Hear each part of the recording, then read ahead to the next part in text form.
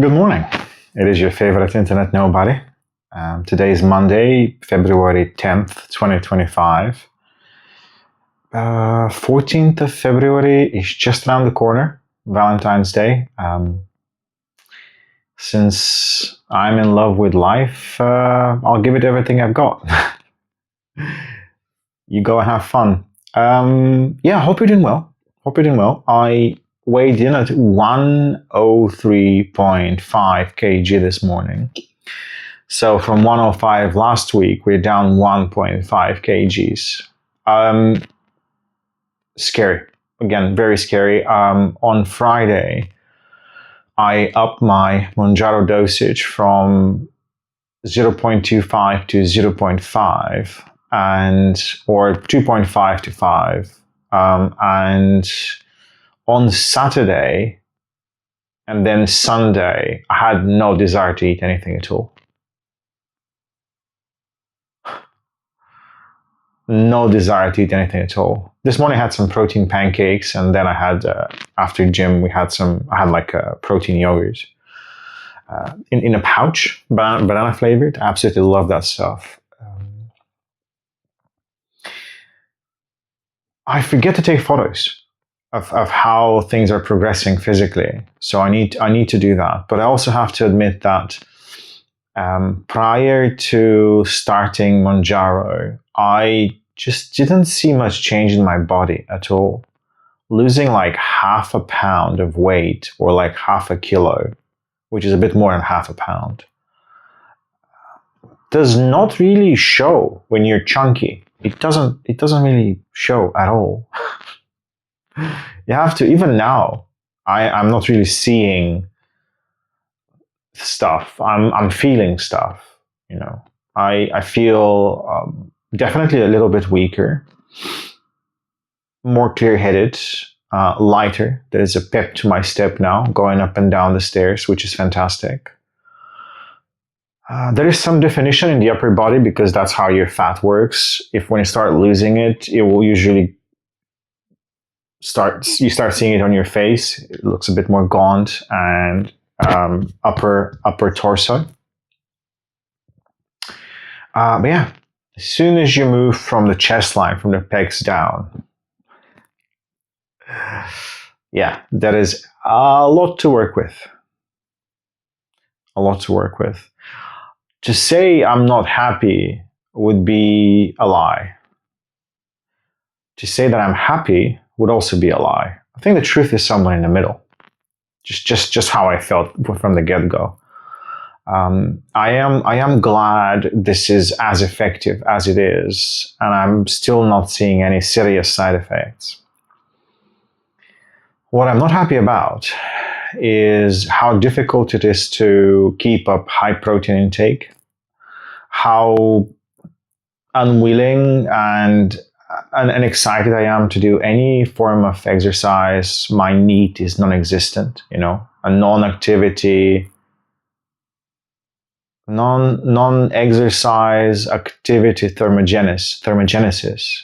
Yeah, it's effectively stuff that you do that's not exercise, sleep, or brain function, like body function. So like walking, cooking, standing up, all of that. I have no desire to do any of it. Last week, we only went to the gym twice.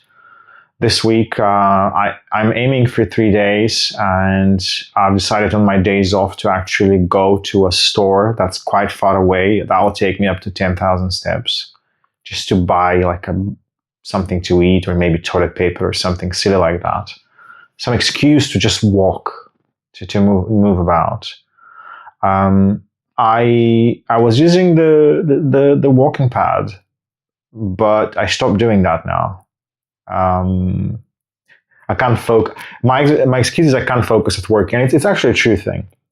If you're in a meeting, like an hour-long meeting, it makes total sense to hop on a treadmill of some kind.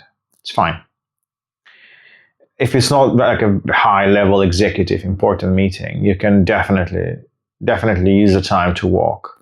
However, if you have like important stuff to do, it's very hard to walk in one place and focus on doing that. So like scripting, coding, planning things, it's difficult. It's difficult to do. Walking is fantastic for clearing your head, getting rid of blockers sometimes. But if you do it whilst you're trying to work, it's tough.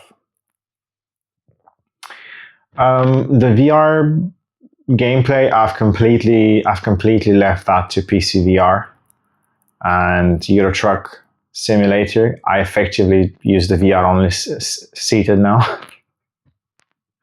So yeah, almost no activity to speak of. The occasional walk on a weekend. But yeah, we're losing weight. If all is well, on Monday of next week, I might be the lightest I've been in the past 5 years. So the lowest was 102.8. We're 103.5. And I got to that 102.8 probably 3-4 years ago on some serious fasting, like for 3 months. I had like a day or two, like 24 hours no eating. I did a bunch of OMADs, like 1 meal a day, and a boatload of 18.6. And that got me to 102.8. No gym, but I was going to our offices in London, busy office stuff, and yeah, I was the lightest then, and we might get there next week. And hopefully still go to gym, still, do weight work, and still try and eat good stuff as much as humanly possible. Now that I think about it, maybe we won't be at 90 kg by the end of Feb, but it's still so darn close. I mean, if I were to put 10 to 20,000 steps a day now, until the end of March, with this thing working in me, I'm pretty sure we'll get there. I'm pretty sure we'll be below 100 kg. We'll go into the double digits. But yeah.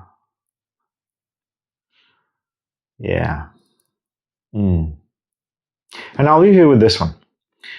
Now on the weekend, on Saturday, we were out with my brother's family, and my nephew actually reached out and stroked the side of my head. And he's like, stop shaving your head. Let it grow. And how do you explain to an 8-year-old, his hair still nice and thick, his brain's filled with Roblox and SCP and Minecraft and Call of Duty in school?